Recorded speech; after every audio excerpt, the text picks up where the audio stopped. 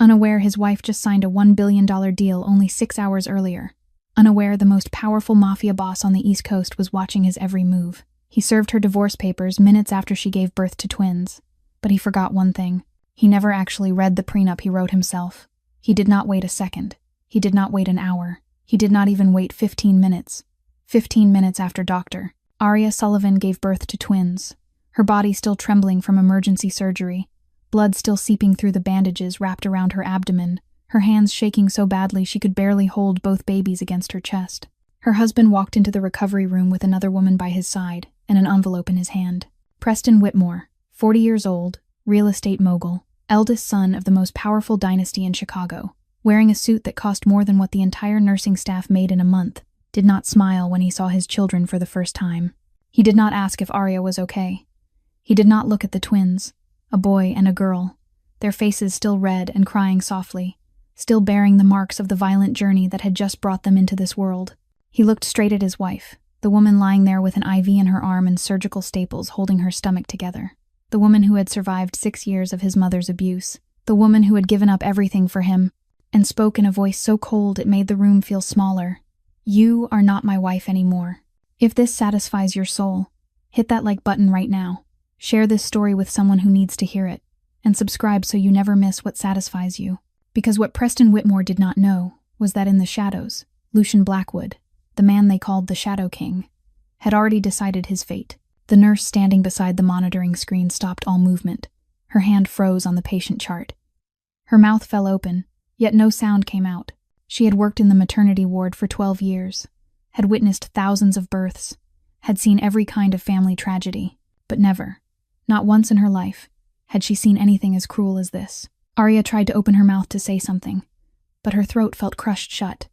Words shattered before they could take shape. Preston, I don't understand. He cut her off immediately, his voice sharp as a blade. There is nothing to understand. You trapped me, Aria. You think I didn't know. You stopped taking birth control without telling me. You got pregnant on purpose to keep me. My mother warned me about women like you from the very beginning.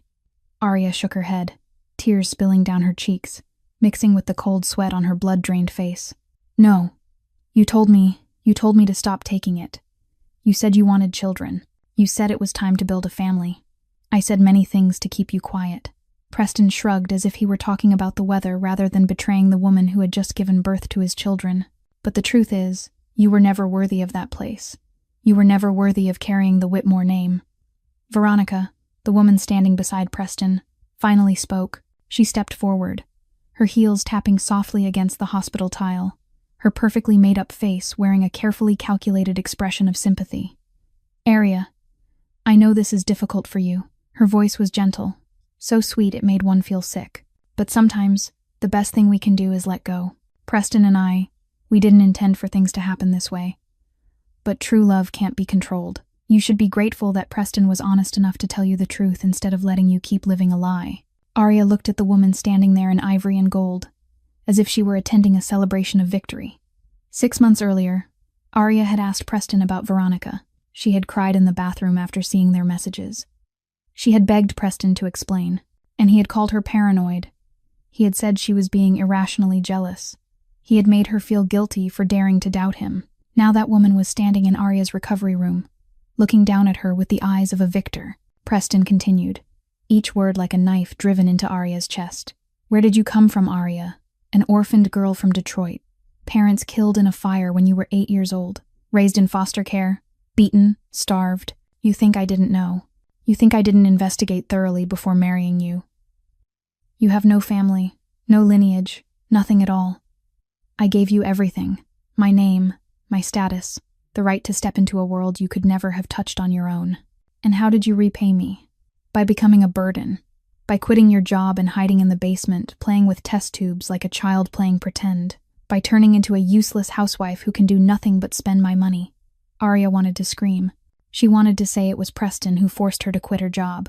That his mother had said Whitmore women were not allowed to work because it embarrassed their husbands. That they had stripped her of her career and now accused her of having none. But her throat burned dry. Her body was still shaking from pain and blood loss. The newborn twins in her arms began to cry louder, as if they too sensed their mother's collapse. Preston looked down at the twins, truly seeing them for the first time since entering the room. But there was no love in his eyes, no tenderness, only the cold disgust of a man staring at what he considered a mistake. "I never wanted children," he said slowly, one word at a time. "Especially not with you." Those words pierced Arya like a blade sharpened by 6 years of lies. She closed her eyes, and memories crashed over her in unstoppable waves. 6 years. 6 years she had lived inside the Whitmore estate like a prisoner dressed in fine gowns. The first day Arya met Margaret Whitmore, the woman had looked her up and down with the gaze of someone pricing a cheap item in a second-hand shop. She hadn't offered a greeting. She had simply turned to Preston and asked if this was the best he could find. Arya had swallowed her tears and told herself things would get better. She had been wrong. Everything only grew worse with each passing day. Margaret controlled every aspect of Arya's life. What she wore, what she ate, who she spoke to. She forbade Arya from contacting old friends because they weren't worthy of someone carrying the Whitmore name. She forbade Arya from visiting Detroit because there was no reason to return to that miserable place. She forbade Arya from working because Whitmore women were not allowed to embarrass their husbands by proving they couldn't provide. Bit by bit, Margaret stripped away everything that made Arya herself. And Preston, the man Arya loved, the man she had given up everything for, never once stood on her side. There were nights Arya cried alone in the bathroom after being humiliated by Margaret in front of guests. There were days she had to kneel on the kitchen floor and apologize to her mother-in-law for sins she had never committed. Once, simply because Arya accidentally spilled a single drop of sauce on the tablecloth, Margaret forced her to kneel for 2 full hours before dinner guests. Preston sat there, watching his wife on her knees, and said nothing. He continued eating as if nothing were happening. But the most painful memory wasn't the humiliations. It wasn't the nights of silent tears. It wasn't Preston's cruel indifference. The most painful memory was the day 3 years earlier, when Arya became pregnant for the first time. She had been so happy she couldn't sleep. She believed a child would change everything, that Preston would love her more, that Margaret would accept her. She had been wrong. Margaret found out before Arya even had the chance to tell Preston, and she wasn't pleased. She called Arya to the top of the staircase and said in an ice-cold voice that she would not allow a child carrying Arya's filthy bloodline to be born into that family. Arya didn't understand what was happening until Margaret pushed her. She remembered the sensation of losing balance. She remembered the steps slamming into her back, her stomach, her head. She remembered the sound of bone against hard wood. She remembered blood, so much blood. She lost her first child on the floor of the Whitmore home, and when she lay in the hospital, Preston came. She thought he had come to comfort her. Instead, he said his mother claimed Arya had fallen on her own and told her not to make up stories to cause trouble. In that moment, Arya had wanted to die. She had wanted to give up everything. But then she remembered Marcus, her brother who had died from sickle cell disease when she was 19. She remembered the promise she made to him before he passed, that she would find a way to save others from that illness. And she chose to live. She chose to go down to the basement every day, where no one paid attention to her, and continue her research in silence. Preston's voice snapped Arya back to the present. "Sign it." He placed a pen on the envelope beside her hand. "I don't have time for your emotional theatrics. Sign now, and we end this like civilized people. Fight me, and I'll make sure the whole world knows exactly what kind of person you really are." Arya looked at the pen, at the envelope, at the man she had once loved with her entire heart. Her hand trembled not from fear but because her body was still bleeding beneath the hospital gown. She had been cut open less than an hour earlier. She couldn't even sit up without gasping in pain. "I can't sign," Arya whispered, her voice breaking apart. "Preston, I just had surgery. I can't. That's no longer my problem." Preston checked the Rolex on his wrist. "I have a meeting in 45 minutes. Sign now or my lawyers will formally serve you tomorrow. Either way, this is over." What Preston Whitmore didn't know, what Veronica Hayes didn't know, what the nurse trembling in the corner of the room didn't know, what no one standing inside that recovery room knew, was this. 6 hours earlier, as Arya was being rushed into surgery, as doctors shouted that the fetal heart was weakening, and they had to operate immediately if they didn't want to lose both mother and children, her phone vibrated once. A single email. From Catherine Price. The attorney Arya had secretly hired 2 years earlier without Preston ever knowing. The subject line held only one word. Executed. Signed. The patent Arya had spent 6 years developing in the basement everyone dismissed. The breakthrough treatment for sickle cell disease she created, while the Whitmore family believed she was merely playing with test tubes like a child, had officially been sold to Blackwood Pharmaceuticals. For $1 billion, $1 billion was transferred into Arya's private account, an account Preston didn't know existed, at 9:47 in the morning that same day, 6 hours before he walked into the recovery room with divorce papers in his hand. 6 hours before he called her a useless burden. 6 hours before he told her she had nothing. Arya didn't research for money. She never did it for money. She did it for Marcus. Marcus Sullivan, her brother, the only person in this world who had ever loved her without condition. When their parents died in a house fire when Arya was 8, it was Marcus, 12 years old, who pulled her from the flames. It was Marcus who protected her in foster care when other children bullied her. It was Marcus who worked part-time jobs to save money for her books. It was Marcus who told her every day that she was smart, that she was special, that she would do great things. But Marcus had sickle cell disease since childhood. That cruel inherited illness tormented him his entire life. Pain so severe he couldn't stand. Endless hospitalizations. Nights when Arya sat beside his bed, holding his hand, praying to any god willing to listen. When Arya was 19 and Marcus was 23, he died. Not peacefully in his sleep, but in agony. In a crisis doctors couldn't control, Arya sat there, gripping his hand as it grew cold, and heard his final whisper. "Promise me. Promise you'll find a way to save others. Don't let anyone suffer like I did." Arya promised, and she kept that promise for 8 years. Even when Preston forced her to quit her job, she didn't stop. She simply moved her lab to the basement where no one paid attention. She worked every night after the house slept. She ordered chemicals and equipment using the small savings she managed to hide. She read thousands of scientific papers, tested hundreds of methods, failed more times than she could count. But she never gave up, because every time she wanted to quit, she saw Marcus's face in her dreams. And 2 years earlier, she succeeded. She discovered a treatment that could save millions of people with sickle cell disease around the world. She quietly contacted an attorney to register the patent. She secretly negotiated with pharmaceutical companies. And in the end, Blackwood Pharmaceuticals made the highest offer, $1 billion. But that wasn't everything Preston didn't know. There was one more thing: the marriage contract. The prenup Preston himself drafted 6 years earlier when he forced Arya to sign it before their wedding. He had been very proud of that contract. He even bragged to his friends at the engagement party that it was the smartest thing he'd ever done. The agreement protected all of his assets in case of divorce. But there was one clause Preston never imagined would apply to him: the infidelity clause.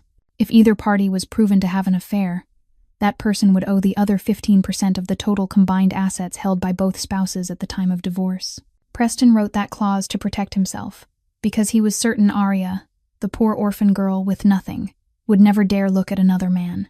He never thought he would be the one who cheated, and he certainly never thought Arya would possess any significant assets. But now, Arya had $1 billion, and 15% of $1 billion was $150 million. Preston Whitmore, the man standing there with divorce papers in his hand and his mistress at his side, didn't even have 1/10 of that amount. More than 800 miles away, inside a penthouse at the top of the tallest building in Manhattan, a man stood before a wall of glass looking down at New York City. The room was submerged in darkness. Not a single light was turned on. Only the glow from the buildings outside cut through the space, tracing sharp lines across the man's face. Lucian Blackwood, 36 years old. The CEO of Blackwood Pharmaceuticals on paper, but in the underworld, he was known by another name: the Shadow King, the most powerful mafia boss on the East Coast of the United States. The man whose name even the most notorious criminals didn't dare to speak once night fell. Lucian didn't turn around when the door behind him opened. He didn't need to. He knew who it was by the sound of the footsteps alone. Rafael Santos, 34, Lucian's right hand, the only man in this world Lucian trusted without question. She delivered. Rafael stopped a few steps behind him. Twins. A boy and a girl. The mother is stable. The babies are stable, though it required emergency surgery. Lucian said nothing. He continued staring into the night, but the hand holding his glass tightened slightly. And her husband, Rafael continued, his voice turning cold. He just walked into the recovery room, with his mistress, and divorce papers. The glass in Lucian's hand shattered, shards cut deep into his palm, blood dripping onto the floor. But Lucian didn't flinch. He didn't even look at the wound. He simply stood there, his back still to Rafael, as the temperature in the room seemed to drop several degrees. Continue. Lucian's voice was low and slow, and Rafael knew that was when he was most dangerous. When Lucian shouted, it meant he still had control. When he spoke like this, someone was about to pay dearly. He humiliated her. Raphael read from the report in his hand, called her a useless orphan, called her a burden, said she got pregnant on purpose to trap him. His mistress was there too, speaking with false sympathy. Arya didn't sign the divorce papers. It wasn't a question. It was a statement. Not yet. She couldn't. She just had surgery and she's still bleeding. But Preston is forcing her to sign immediately. Lucian finally turned around. The city light illuminated his face, and Raphael saw something very few people had ever seen and lived to speak about. Pure fury in the eyes of the Shadow King. It lasted only a moment. Then Lucian returned to his usual cold composure. He walked to his desk, opened a drawer, and took out a thick file. Inside was a photograph of a woman, Arya Sullivan. 2 years earlier, Lucian had come across a scientific paper while searching for a treatment for Raphael's daughter. Little Isabella, only 5 years old, had sickle cell disease, and doctors said she didn't have much time left. The paper was written by a woman named Arya Sullivan, a research fellow who had abandoned her academic career after marriage. But her research, though unfinished, pointed toward a breakthrough no one else had considered. Lucian ordered an investigation, and what he found made it impossible to look away from this woman. Arya Sullivan, 25 at the time, living like a prisoner inside her husband's family home, emotionally abused, isolated from the outside world, forced to give up everything that once defined her. Yet she didn't break. Every night, when the household slept, she slipped into the basement and continued her research. Alone, with no help, with no recognition, Lucian decided to help her without letting her know. He funneled funding through an anonymous research foundation. He arranged for equipment and chemicals to be delivered without raising suspicion. He monitored her progress from a distance and watched as she moved step by step toward a breakthrough. 1 year earlier, Arya's treatment saved Isabella's life. The little girl was now healthy, running and laughing as if the cruel disease had never existed. Raphael cried as he held his daughter in his arms, and Lucian swore he would protect the woman who saved that child at any cost. He waited. He observed. He prepared everything to pull Arya out of that hell at the right moment. And now, that moment had arrived. Preston Whitmore. Lucian turned the next page in the file. Does he owe anyone money? Raphael nodded, a cold smile forming on his lips. Salvatore Moretti. $30 million in gambling debt. The deadline is 7 days from now. Lucian looked up. Moretti, an old rival. The man who tried to seize Lucian's territory in New Jersey last year and failed miserably. Prepare the car. Lucian closed the file. His eyes were ice cold, but deep within them, a fire was burning. I want to see her. And Preston Whitmore. Lucian turned back toward the night. He's about to learn what it means to choose the wrong enemy. 3 days after the night, Preston walked into the recovery room with divorce papers. Arya received a notice from the hospital. Her health insurance had been canceled. The night nurse, the one who had witnessed everything that day, stood by Arya's bed with a face full of sorrow. She apologized softly and couldn't bring herself to meet Arya's eyes as she explained that Arya's husband, meaning Mr. Whitmore, had contacted the insurance company and removed her from his family coverage, and that without the ability to pay, the hospital could no longer keep her admitted. Arya looked at the nurse, then down at the 2 babies sleeping in the bassinet beside her bed. Ethan and Sophie, only 3 days old, were still so small, so fragile. They hadn't even fully opened their eyes to see the world, and the world was already ready to discard them along with their mother. Arya whispered that she understood and said she would leave. The nurse wanted to say something, wanted to object, wanted to help, but she knew she had no power in this situation. She could only stand there and watch as Arya slowly sat up, her face pale with pain, blood beginning to seep through the bandages around her abdomen from moving too soon. Her incision hadn't healed. The doctors had said she needed at least 2 full weeks of absolute rest. But Arya didn't have 2 weeks. She didn't have 2 days. She didn't even have 2 hours. At 11 that night, Arya stood outside the hospital gates with her newborn twins in her arms. She had no money. Preston had controlled all the finances for 6 years. She had no credit card, no personal bank account, not a single coin in her pocket. She had no home to return to. The house she had lived in for 6 years belonged to the Whitmore family. Her name had never been on any ownership documents. She had no one to call. Margaret had made sure of that long ago. Arya had lost contact with every friend from her college years. She had no living relatives. She was completely and absolutely alone. The Chicago night wind cut through her, sharp and merciless. Arya pulled the babies closer to her chest, trying to use her own body heat to keep them warm. But she was shaking. From the cold, from the pain, from exhaustion, from despair. There is one person, Arya thought, one person who might help her. Even if that person hated her. Even if that person had tormented her for 6 years. Maybe, just maybe, for the sake of the children, because they carried Whitmore blood, maybe Margaret would soften. Arya pulled out her phone. The old phone Preston had given her, the one he had forgotten to take back. She dialed Margaret's number. 1 ring, 2 rings, 3 rings. Margaret answered coldly and asked what she wanted. Arya called her mother, even though she hated the word, even though saying it made her feel sick every time.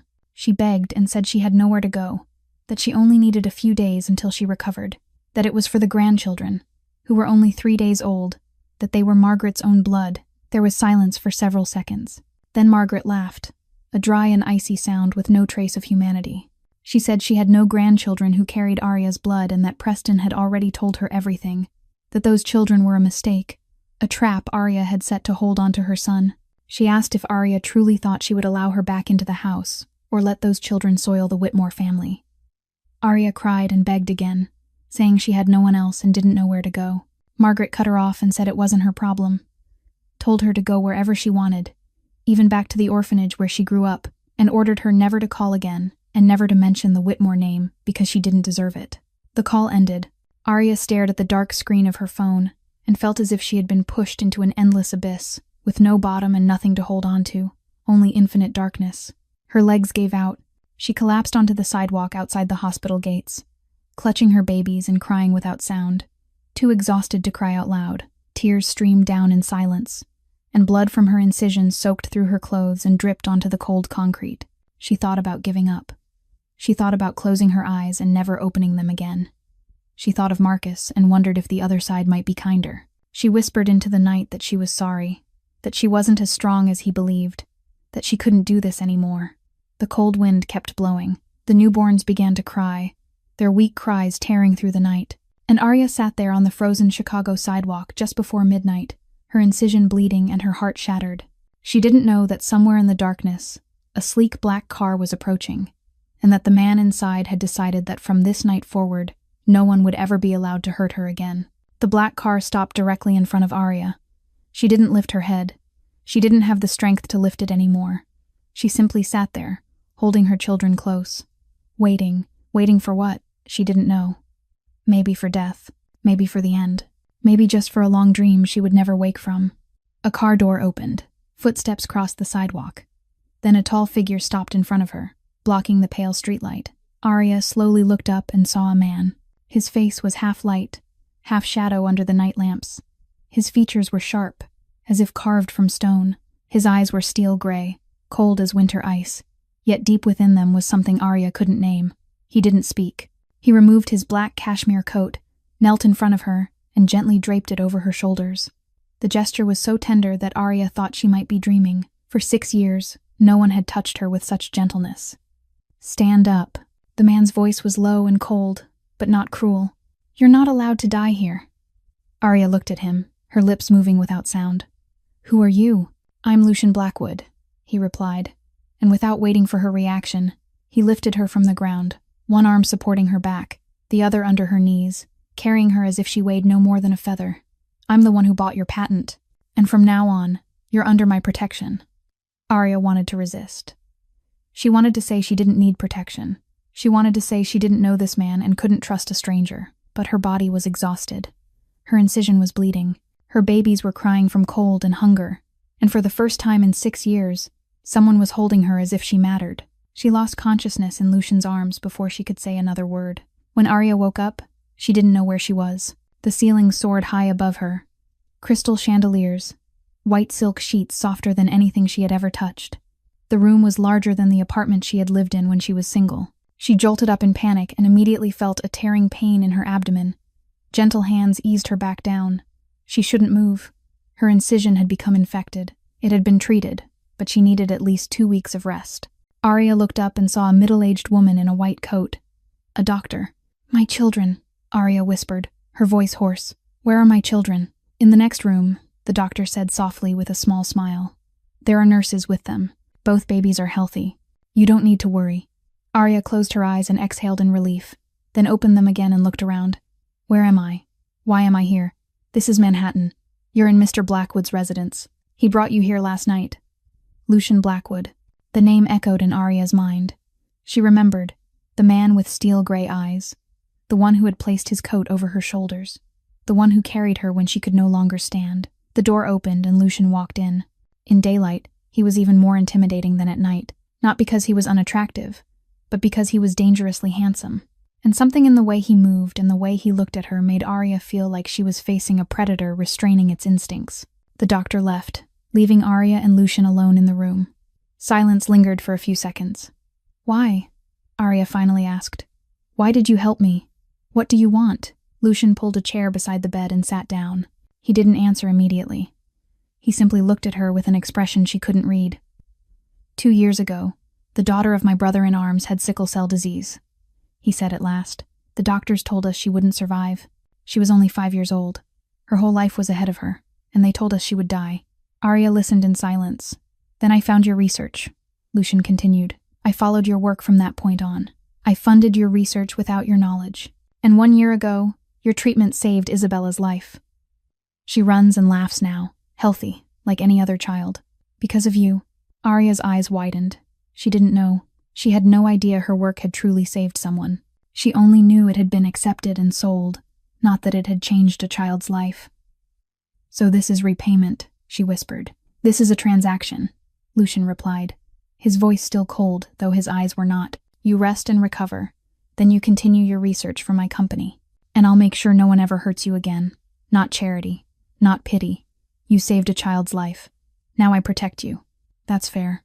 Arya looked at the man sitting before her. Cold, distant, not a single smile. Yet he had flown through the night to Chicago to save a woman he had never met. He had placed his coat over her when she collapsed on the sidewalk. He had brought his own doctors to treat her wounds. He had arranged nurses to care for her children. "I don't know who you are," Arya said slowly. "I don't know what you truly want." But she looked down at her hand, carefully bandaged, clean and warm. "For the first time in many years, I feel safe. Thank you." Lucian didn't respond. He stood, walked toward the door, then stopped. "Don't thank me yet," he said without turning back. "You don't know what kind of man I am." Then he left, leaving Arya alone with thousands of questions and a strange certainty that her life had just turned in a completely different direction. Preston Whitmore discovered Arya was gone on the 4th day. He arrived at the hospital with his lawyer, carrying revised divorce papers, prepared to force her signature at any cost. But when he stepped into the recovery room, he found only an empty bed. The sheets had been freshly changed. There was no trace of Arya or the 2 children. "Where is she?" Preston grabbed the collar of the duty nurse, the same woman who had witnessed everything that night. "Where did she go?" "I don't know," the nurse stammered. Fear in her eyes mixed with a flicker of grim satisfaction she tried to hide. "She was discharged the night before last. I wasn't on duty. I don't know where she went." Preston released her, his face flushed with rage. He called home, called his mother, called everyone he knew. No one knew where Arya was. She had vanished into thin air, and that drove Preston mad. Not because he worried about her, not because he wanted her back, but because he needed her to sign the divorce papers. He needed her signature before the deadline, before it was too late. Preston hired a private investigator that same day, the best in Chicago, the most expensive, the one he believed could find anyone anywhere. 3 days later, the investigator called back. "I found her." His voice was strange, as if he were trying to conceal something. "She's in Manhattan, New York." Preston frowned. "Manhattan? How did she get the money to go to New York? She doesn't have a cent. She doesn't know anyone there. Where is she?" "In the residence of Lucian Blackwood." Silence. Preston said nothing for several long seconds. The name rang in his mind like an alarm bell. Lucian Blackwood. Everyone in high society knew that name. A name synonymous with power, with money, with danger. In the newspapers, Lucian Blackwood was the CEO of one of the largest pharmaceutical corporations in America. But in the darker corners Preston sometimes entered through gambling and drink, people whispered another name, the Shadow King, the East Coast Mafia boss. "Why is Arya with him?" Preston whispered, his voice unsteady. "I don't know," the investigator replied. "But I advise you not to get involved. Blackwood isn't someone to play with. I've done this work for 20 years, and this is the first time I've told a client to walk away. Wherever your wife is, whatever you want from her, forget it. Don't provoke Lucian Blackwood." Preston ended the call without responding. His hands were shaking, not from fear, but from fury. His Arya, His prey, the woman he had controlled for 6 years, was now in the arms of another man, a man 100 times more powerful than him. Preston's phone vibrated. He looked at the screen and felt the blood in his veins turn to ice. Salvatore Moretti, his creditor, the man he owed $30 million in gambling debt, the man he had avoided for 2 months. Preston swallowed and answered. Whitmore. Moretti's voice came through slow and dangerous. I hear you're looking for your wife. He knows, Preston thought. He knows everything. Moretti, I need more time. Preston tried to keep his voice steady. I'm dealing with family matters. Give me a few more weeks. You said that 2 months ago. Moretti scoffed. The deadline is 7 days, Whitmore. 7 days. No exceptions. No extensions. If I don't receive $30 million in 7 days, you know what happens.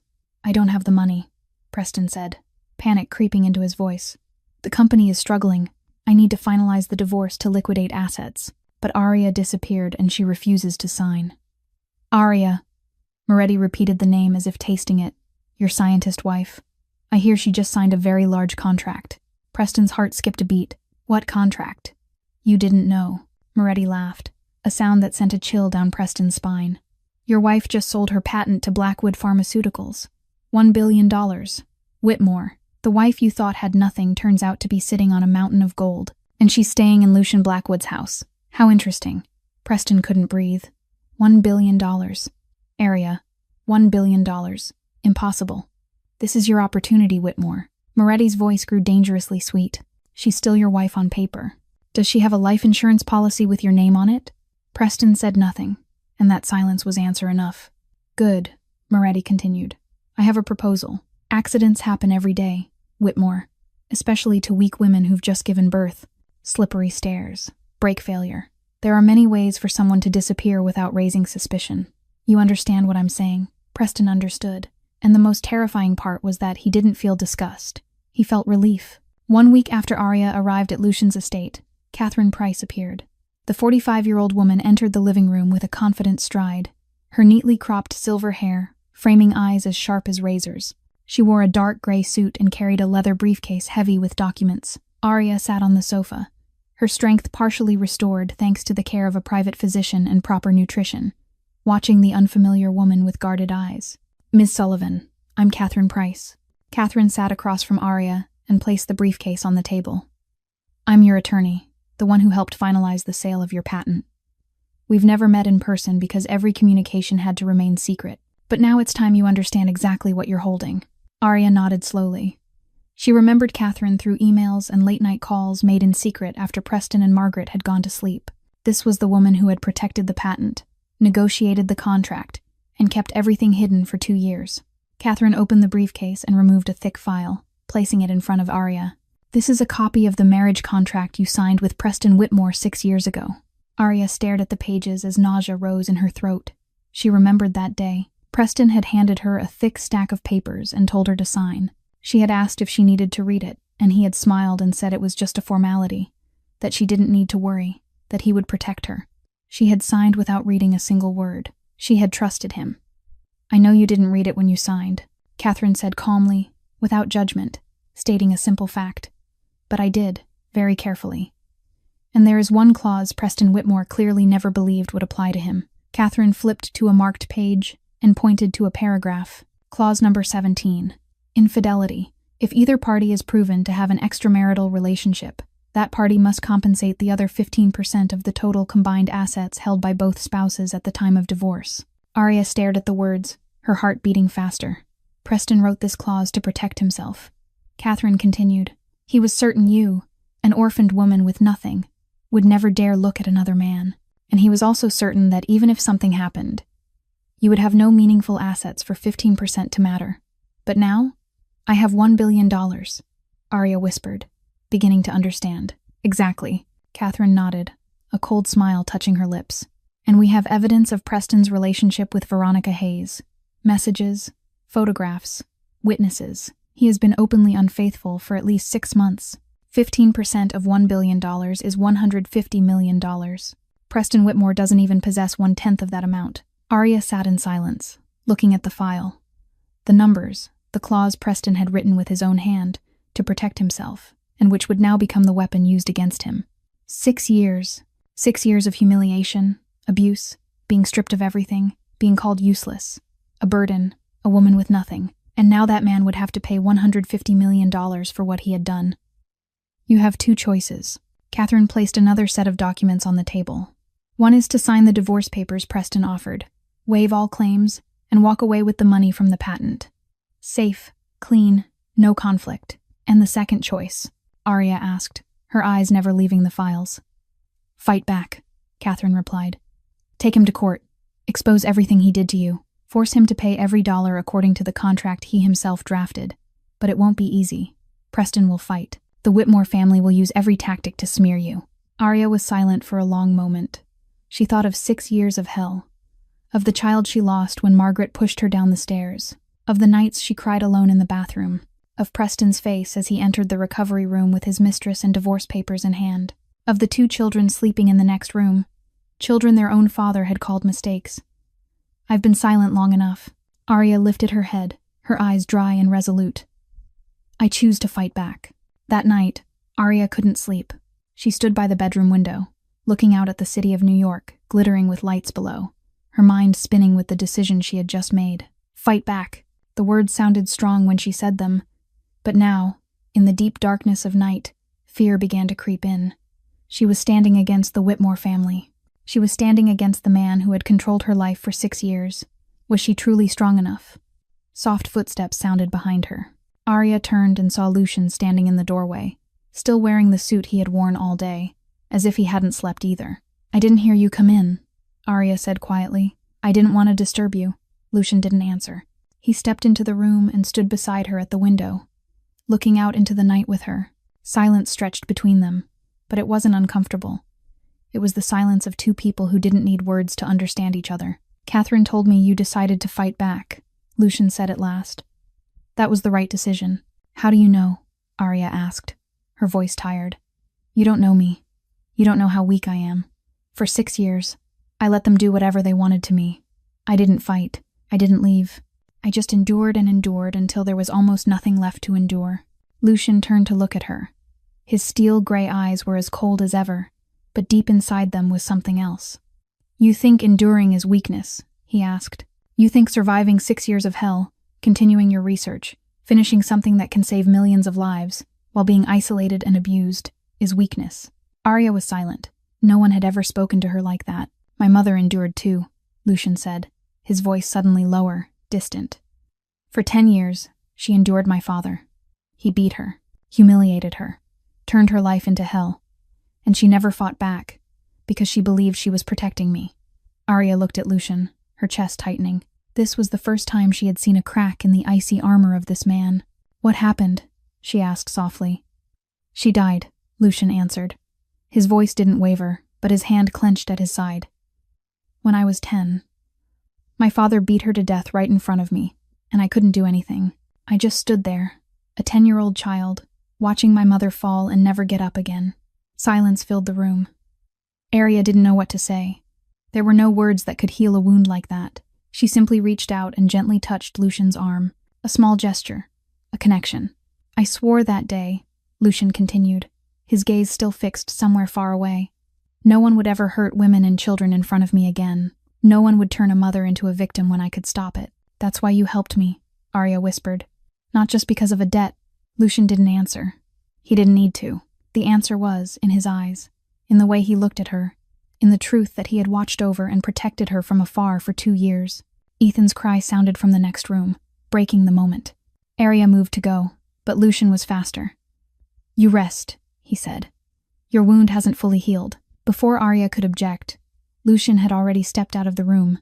She followed and stopped at the doorway of the nursery, witnessing a scene she never thought she would see. Lucian Blackwood, the Shadow King, the most powerful Mafia boss on the east coast of the United States, was gently lifting baby Ethan from the crib. Hands that had given orders to kill were supporting a newborn with such care that Arya caught her breath. He rocked the baby softly, saying nothing, simply letting the child feel the warmth and steadiness of his arms. Ethan stopped crying almost immediately. The baby looked up at Lucian with eyes not yet fully focused, gave a tiny yawn, and drifted back to sleep. Arya stood there, leaning against the door frame, and felt something shift inside her chest. 6 years with Preston. 6 years she had never seen him hold a child, never seen him look at his own children with anything but indifference or disgust.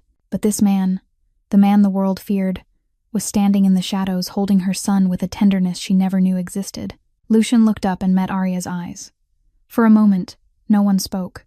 They simply looked at each other across the dim room, with a sleeping child between them. And Arya knew, in that moment, that her heart was falling into a place she never believed it would reach, into the arms of the darkness. 2 weeks later, the confrontation officially began. The conference room on the top floor of the Blackwood Pharmaceuticals building overlooked all of Manhattan.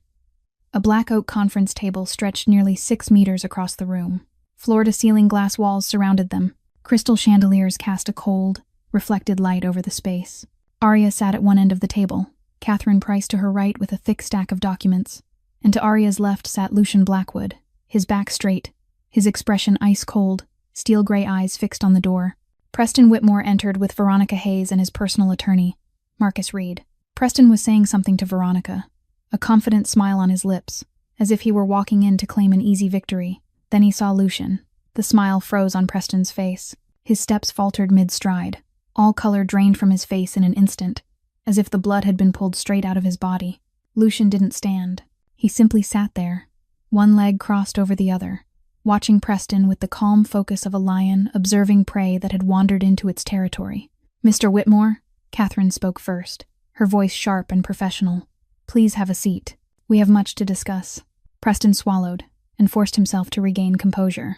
He pulled out a chair and sat across from Arya, but his eyes kept darting back to Lucian. Veronica sat beside him, her face no longer wearing the sweet confidence she had shown at the hospital. She knew she was in dangerous territory. "Why is he here?" Preston finally demanded, pointing at Lucian. "This is a family matter between me and my wife. It has nothing to do with outsiders." Lucian didn't respond. He merely tilted his head slightly, a small movement filled with threat. "Mr. Blackwood is a business partner of my client," Catherine replied calmly. "He has every right to attend any meeting concerning Miss Sullivan's interests. Now, if you're seated, we can begin." Catherine opened her leather briefcase and removed a thick file, placing it in the center of the table and sliding it toward Preston and Marcus Reed. "This is a copy of the patent sale agreement between Miss Arya Sullivan and Blackwood Pharmaceuticals, signed on November 18th. Contract value $1 billion. Payment was completed at 9:47 that morning." Preston stared at the file as if it were a venomous snake.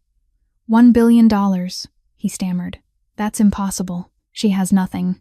She was just playing with test tubes in the basement." Arya looked at Preston, and for the first time since entering the room, she spoke. "You never asked what I was doing in that basement, Preston." Her voice was calm, cold, nothing like the trembling woman in the recovery room 2 weeks earlier.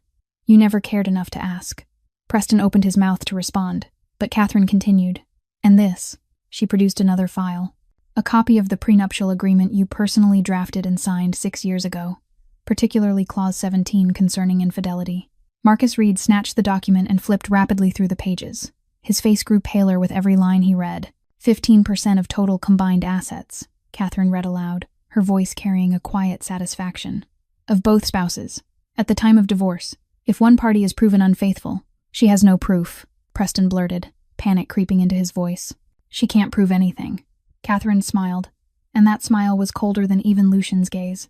"Text messages between you and Ms. Hayes over the past 6 months."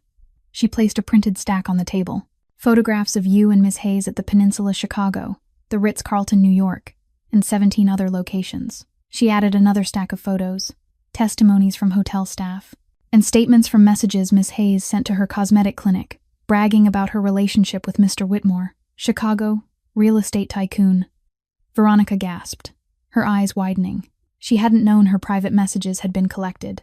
She looked at Preston, then at the evidence on the table, and something shifted in her expression. "Under the clause you drafted yourself," Catherine continued, "you owe my client 15% of the total combined assets, $1 billion belonging to Miss Sullivan, plus your assets estimated at $50 million. That totals $1,050 million. 15% equals $157.5 million. We are prepared to round it down to $150 million. Preston couldn't breathe. $150 million. He didn't have it. He didn't have even a tenth of that amount. His company was on the brink of collapse. He owed Moretti $30 million. And now the wife he believed had nothing was demanding $150 million. "This is fabricated," Preston shouted. leaping to his feet as his chair crashed backward. She can't have $1 billion. She's an orphan. She has nothing. She belongs to me. Lucian moved. Just slightly. He placed one hand on the table and leaned forward. That alone was enough to freeze the entire room. She belongs to no one, Lucian said, his voice low and deliberate, each word landing like a bullet. Least of all you. Preston looked at Lucian, then at Arya, then back at Lucian, and he understood. He understood why Arya was in this man's home. He understood how she suddenly had the best lawyer and airtight evidence. He understood that he had chosen the wrong enemy. Veronica stood up. Preston, I think we need to talk privately, she said, her voice trembling. She no longer looked at him like a lover. She looked at him like a sinking ship she needed to abandon before it was too late. Preston ignored her. He stared at Arya, his face flushed with rage and desperation. You can't do this to me, he snarled. You can't. Arya rose slowly, facing the man who had tormented her for 6 years. She didn't shake. She didn't fear him. She met his eyes and spoke evenly. I'm not doing anything to you, Preston. I'm simply using the weapon you created yourself. Preston stood there, breathing hard, his eyes bloodshot with rage. He stared at Arya as if he couldn't believe what was happening. The woman standing in front of him was no longer the trembling wife in the recovery room 2 weeks earlier. No longer the woman who bowed her head and apologized every time his mother shouted at her. No longer the silent shadow who had followed him for 6 years without daring to resist. This woman stood straight, her eyes dry, her voice steady, and she was looking at him the way one looks at an insect beneath a heel. Who do you think you are? Preston roared. What do you think you can do to me? You're just an orphan. Someone with nothing before you met me. I gave you everything. My name, my status, a roof over your head. And this is how you repay me. By betraying me, by sleeping with this Mafia bastard. Arya didn't flinch. She didn't step back. She simply looked at Preston with an expression she had never allowed him to see before. The gaze of someone who had endured enough. You want to talk about betrayal, Preston? Arya's voice rang out, clear and cutting. You, who brought your mistress into your wife's recovery room 15 minutes after she gave birth. You, who called your own children mistakes. You, who stood there while your mother pushed me down the stairs and killed our first child, then said I fell on my own. You want to talk to me about betrayal? Preston went pale. He hadn't thought Arya would bring that up. He hadn't thought she would dare. That was an accident, he stammered. My mother didn't touch you. You fell. You were always clumsy like that. Arya laughed, a laugh without warmth, without joy, filled only with the bitterness of 6 years held down. You know what, Preston? For 6 years, you and your mother tried to turn me into nothing. You forced me to quit my job, then mocked me for having no career. You isolated me from my friends, then said I had no one who cared. You controlled my finances, then called me a parasite. You did everything you could to make me believe I had no value beyond being your wife. She stepped forward, and Preston instinctively stepped back. But do you know what? Arya continued, her voice growing stronger with every word. While you called me useless, I was saving millions of lives.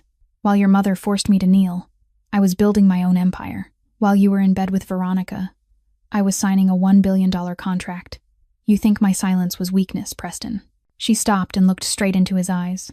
Silence isn't weakness. Silence is focus. The room fell into absolute silence. No one dared to breathe too loudly. Veronica had backed toward the door at some point, her face drained of color. Marcus Reed sat frozen with the files in his hands, his mouth open but unable to speak. And Preston. Preston was shaking, not with anger anymore, but with fear, with despair, because he realized everything was collapsing and there was no way out. You don't understand, Preston said, his voice suddenly shifting from rage to pleading. You don't know what's happening. I need money. I need you to sign the divorce papers. If you don't, they'll kill me. Who will kill you? Arya asked coldly. Moretti. Preston swallowed, his eyes filling with tears. Salvatore Moretti. I owe him $30 million. I have 7 days to pay. No, now only 3 days left.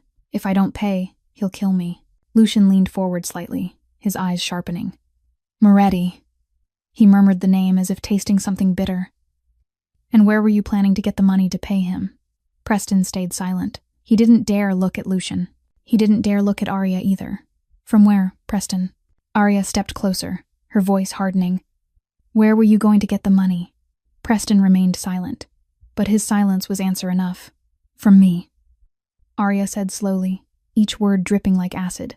You planned to force me to sign the divorce papers to take control of my assets, but you didn't know I had money. So what were you planning to do if I were still the poor wife you believed me to be? Preston looked at Arya, trembling, and in that moment she saw the truth in his eyes, a truth so horrific it nearly made her collapse. Moretti, Preston whispered, his voice breaking. He said if you had an accident, I'd get the life insurance payout. He said he could arrange it. Slippery stairs, brake failure, things like that happen every day. He said no one would suspect anything. Arya felt her heart stop for a beat. You agreed, she whispered. You agreed to let them kill me. Preston didn't answer. He didn't need to. The answer was written across his guilty face. The man she had married, the father of her children, had agreed to a plan to kill her for insurance money. Lucian stood up, slowly, deliberately. Yet every movement radiated lethal danger. Raphael, he said without turning. The conference room door opened, and Raphael stepped in as if he had been waiting outside all along. Find Moretti, Lucian said, his voice ice cold. I want to see him. Tonight. Preston looked at Lucian, then at Raphael, then at Arya, and he understood that he hadn't merely lost the wife he had underestimated. He had kicked a hornet's nest, and the swarm was led by the Shadow King. The conference room sank into suffocating silence after Preston's confession. Arya stood there, her feet rooted to the floor, staring at the man she had married, unable to believe what she had just heard. 6 years. She had lived with this man for 6 years, slept beside him every night, carried his children twice, and he had agreed to let someone else kill her. Not out of hatred, not out of jealousy, but for money, for a life insurance payout. He had been willing to trade her life for a few $1 million to cover his gambling debts. Veronica was already gone. She had slipped out of the room when no one was paying attention, leaving Preston alone to face the consequences. The first rat abandoning a sinking ship. Marcus Reed, Preston's lawyer, was shoving documents into his briefcase, his hands shaking so badly that several pages fell to the floor. I didn't know anything about this, he stammered. I was only handling the divorce. I had nothing to do with any plan involving any kind of accident. He hurried out, almost running, leaving Preston utterly alone. Preston turned to Arya, his eyes wild like a cornered animal. You have to understand me, he pleaded. I had no other choice. Moretti would have killed me if I didn't pay him. I was just trying to survive. I never really wanted to hurt you.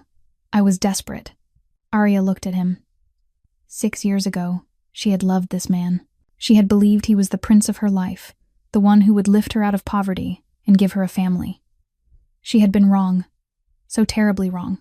You had a choice, Arya said, her voice cold as ice. You could have told me the truth. You could have asked me for help. You could have done anything else instead of agreeing to let them kill me. But you chose this. You chose my life in exchange for money. Don't ever tell me you had no choice. The conference room door opened again. Everyone turned, and Arya sucked in a sharp breath when she saw who entered. James Whitmore, 35 years old, Preston's younger brother, the only person in the Whitmore family who had ever treated her with kindness. James was nothing like Preston. He didn't carry his brother's cold arrogance. He worked in medicine as a cardiovascular surgeon and had stepped away from the Whitmore shadow years ago because he couldn't tolerate their mother's cruelty. Once, when Margaret forced Arya to kneel in front of guests, James had stood up and left, and didn't speak to the family for 3 months. That had been the only time Arya felt someone in that family saw her as a human being.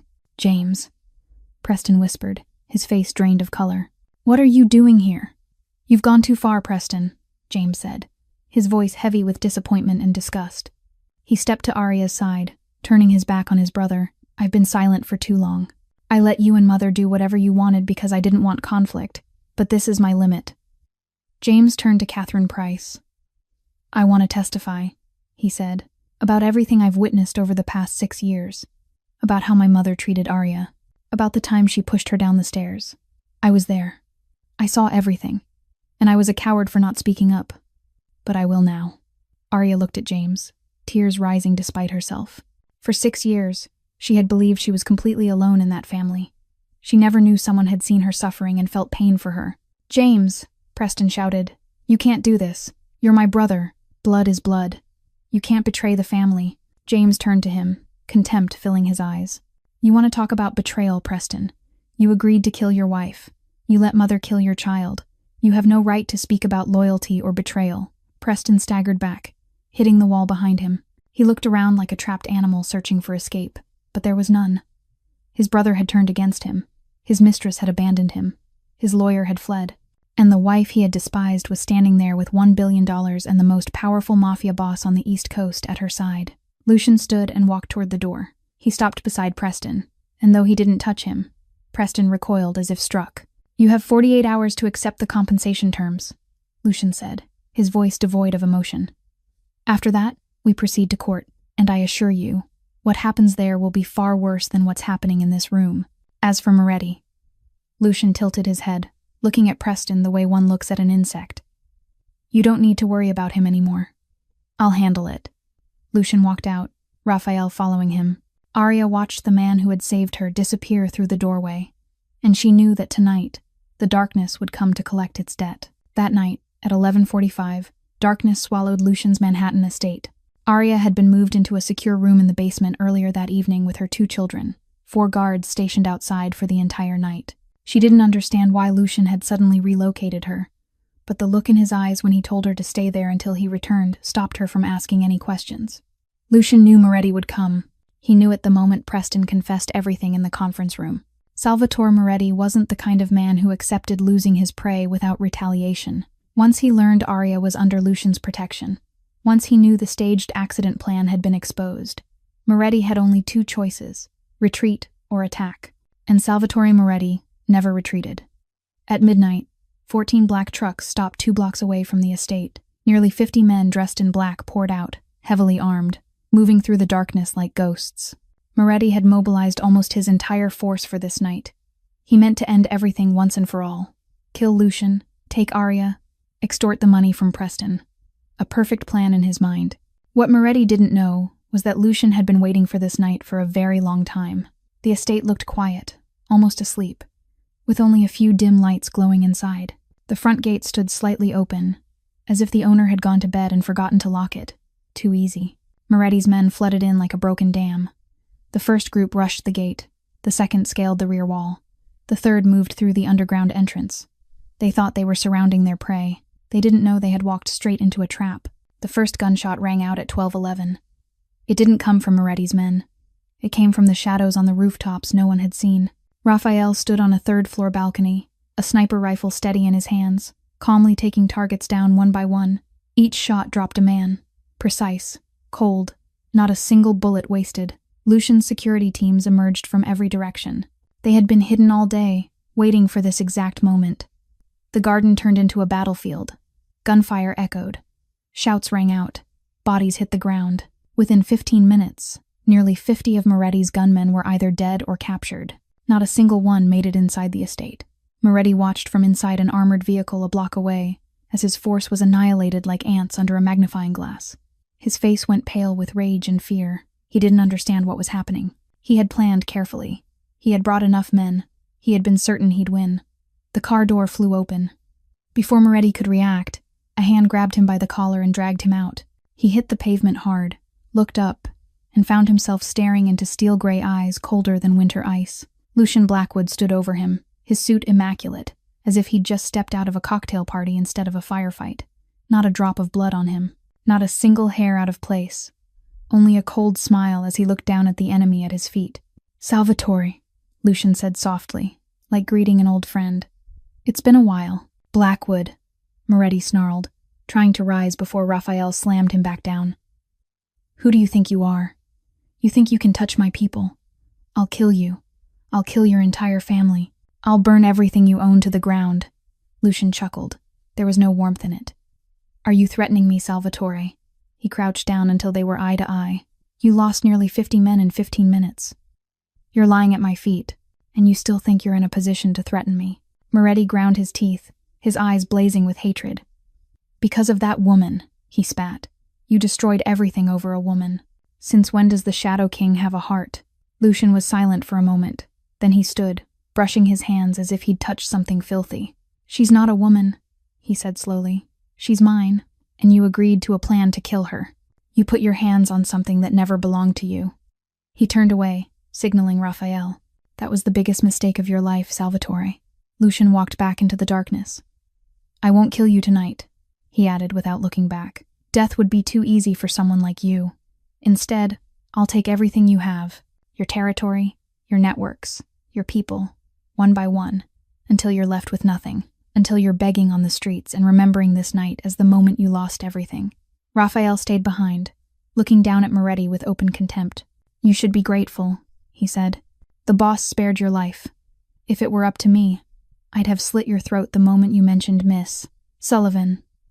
Raphael turned and walked away, leaving Moretti sprawled on the cold pavement, surrounded by the bodies of the army he'd lost. That night, the news spread through the underworld like wildfire.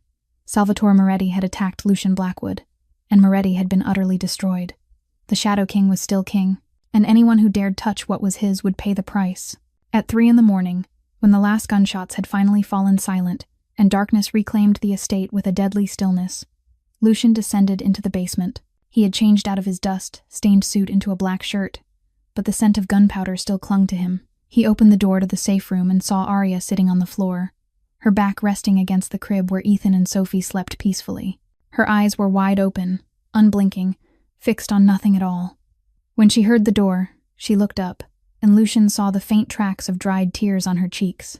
She had cried, alone, in the dark, while he had been fighting above. It's over, Lucian said, his voice weary but relieved. Moretti isn't a threat anymore. You're safe. Arya looked at him, and instead of thanking him, instead of letting out the breath Lucian thought she'd been holding, she asked a question he hadn't expected. Are you hurt? Lucian froze. No one ever asked him that. Ever. Raphael reported casualties. Doctors treated wounds. But no one ever asked Lucian Blackwood, the Shadow King, whether he was hurt. No one cared enough to ask. No, he said after a moment. I'm not hurt. Arya slowly stood and walked toward him. She stopped right in front of Lucian, looked up, and placed her hand over his chest, right above his heart. Lucian stopped breathing. His body went rigid beneath her small hand. You killed people tonight, Arya said softly. For me. You risked everything. For me. Why? Lucian looked down into her brown eyes. Eyes that held no fear, no judgment, only sincere curiosity, and something deeper he didn't dare name. I don't know what love is, Lucian said, his voice low and rough. I grew up in violence. I live by violence. Love, family, happiness, those things don't exist in my world. I don't know how to hold someone's hand without hurting them. I don't know how to hold someone without making them afraid. He lifted his hand and touched Arya's cheek, so gently it was as if he feared she might shatter beneath his fingers. But when I thought about what Moretti wanted to do to you, when I thought about Preston agreeing to have you killed, I wanted to burn the entire world down. I wanted to destroy anyone who dared think about hurting you. I wanted to keep you in my arms and never let anything touch you again. Lucian paused, drawing in a slow breath. I don't know if that's love, he said, but it's everything I have to give. Arya looked at the man standing before her. The Shadow King, the most powerful Mafia boss on the East Coast, the man the underworld feared. And he was standing here, opening himself for the first time in his life to a woman, his voice unsteady with uncertainty, his eyes full of fear of rejection. That is love, Lucian, Arya whispered. Your kind of love, and I accept it. She rose onto her toes and kissed him. Their first kiss wasn't gentle. It wasn't cinematic or soft. It was fierce, desperate, like two people lost their entire lives finally finding their way home. Lucian froze for a heartbeat, as if he couldn't believe it was real. Then his arms wrapped around Arya's waist, pulling her against his chest, and he kissed her as if she were the only oxygen left in the suffocating room. They kissed in the basement safe room, with their 2 children sleeping quietly in the crib beside them, with the smell of gunpowder still clinging to his clothes, with the trace of tears still on her cheeks. They kissed as if the outside world no longer existed, as if there were only the 2 of them, 2 broken souls who had found each other in the dark. When the kiss ended, Lucian rested his forehead against Arya's, his breath warm against her lips. I won't let anyone hurt you again, he whispered. Never. Arya smiled, her first real smile since the night in the hospital. I know, she said. And I won't let anyone hurt you either. 6 weeks after that night of blood, the trial came to an end. The Manhattan County Courthouse was packed with reporters and onlookers, eager to witness the collapse of the Whitmore family. The story had spread everywhere like wildfire.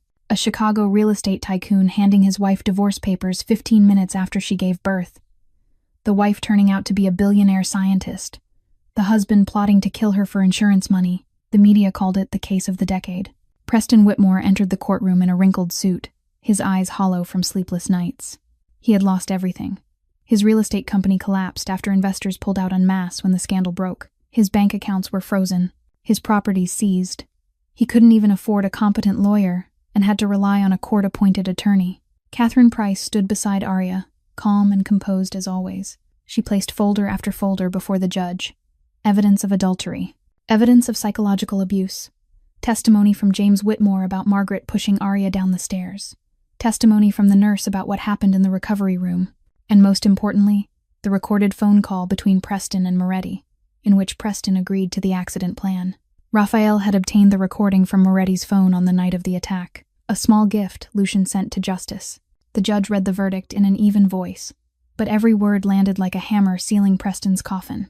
The defendant, Preston Whitmore, is ordered to compensate the plaintiff Arya Sullivan $150 million under Clause 17 of the prenuptial agreement, an additional $20 million in damages for emotional abuse and coercion throughout the marriage. A total of $170 million, payable within 90 days. Preston didn't have $170 million. He didn't have $1 million.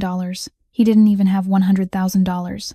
The ruling meant he would have to sell everything, including what he didn't own, and still remain in debt for the rest of his life. But that wasn't the worst of it. Regarding the charge of conspiracy to commit first-degree murder, the judge continued.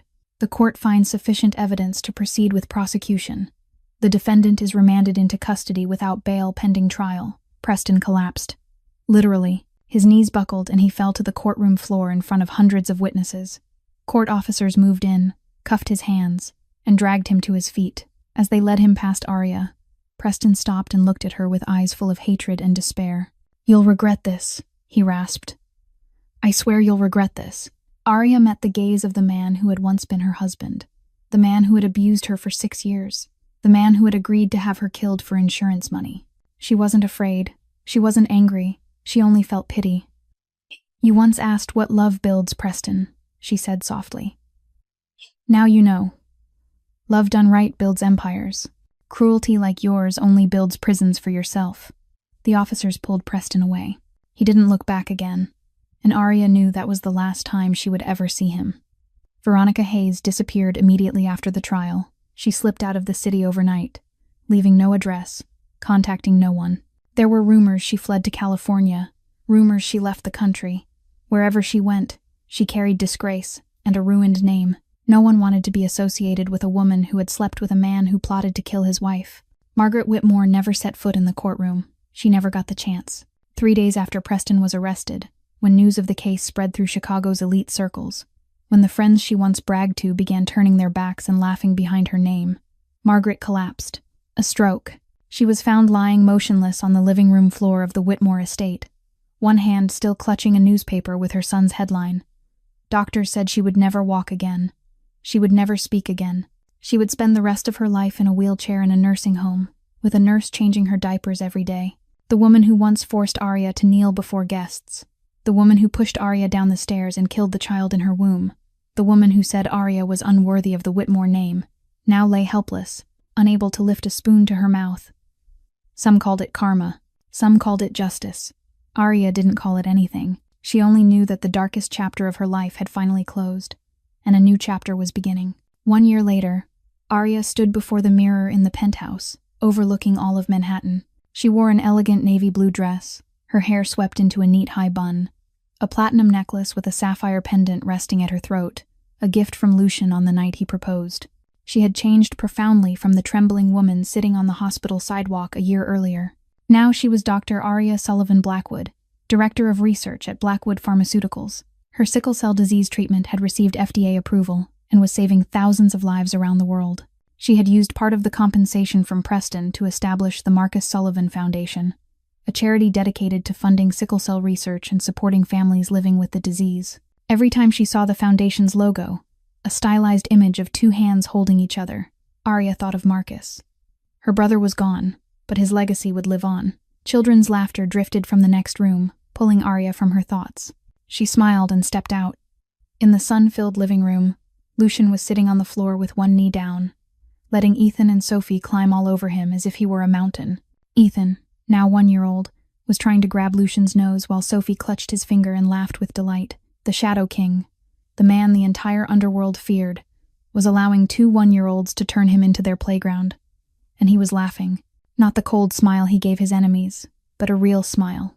Warm and joyful. A smile only Arya and the children ever saw. Lucian had officially adopted Ethan and Sophie 6 months earlier. He didn't have to. Preston had relinquished his parental rights in the divorce settlement, and Arya could have raised them alone. But Lucian had said they are your children, which means they are my children too. From that moment on, he became the father Ethan and Sophie deserved. He came home on time every evening to read to them. He woke up at 3 in the morning when they cried. He learned how to change diapers, mix formula, sing lullabies, things a Mafia boss never imagined himself doing. "Daddy," Sophie babbled, lifting her arms to be picked up. It was the first word she ever spoke. Not mama, but daddy. Arya had cried the first time she heard it. Lucian had too, though he would never admit it. Arya sat down beside Lucian, lifted Ethan into her lap, and Lucian slipped one arm around her shoulders while holding Sophie with the other. "What are you thinking about?" he asked softly. "I'm thinking about a year ago," Arya said, resting her head against his shoulder. "I was sitting on the sidewalk, thinking my life was over. I didn't know it was only beginning." Lucian kissed the top of her head. "Preston Whitmore taught you a lesson," he said. Arya nodded. "Never underestimate a quiet woman, because sometimes silence isn't weakness. Silence is focus. And you," Lucian smiled. That rare smile meant only for her. "You taught me never to be afraid to love again just because I was hurt once. Darkness isn't always something to fear. Sometimes, in the dark, you see who truly stands beside you." Arya lifted her face and kissed him. Softly, sweetly, like a promise of a future neither of them ever thought they would have. Sophie and Ethan sat between them, babbling meaningless sounds, unaware that they were wrapped in a love greater than anything else in the world. And every night, before the children went to sleep, Arya kissed their foreheads and whispered the words she wished she had heard as a child. "You are loved, you are safe, and you will never have to make yourselves smaller for anyone." Preston Whitmore learned a lesson he should have learned many years earlier. Never underestimate a quiet woman, because sometimes silence isn't weakness. Sometimes silence is simply focus, and sometimes the person you think has nothing is only waiting for the right moment to show you who they truly are. This story reminds us that a person's worth isn't defined by their background or social status, but by what they build with their own hands and their own heart. If this story touched your heart, please tap like and share it to help spread this message to more people. Don't forget to subscribe to the channel and turn on notifications so you don't miss our daily videos. How do you feel about Arya's story? Have you ever faced a similar situation in your own life? Share your thoughts in the comments below. We truly want to hear what's in your heart. Wishing everyone watching this video good health, a joyful life, and peace in every day. Goodbye, and see you again in the next video.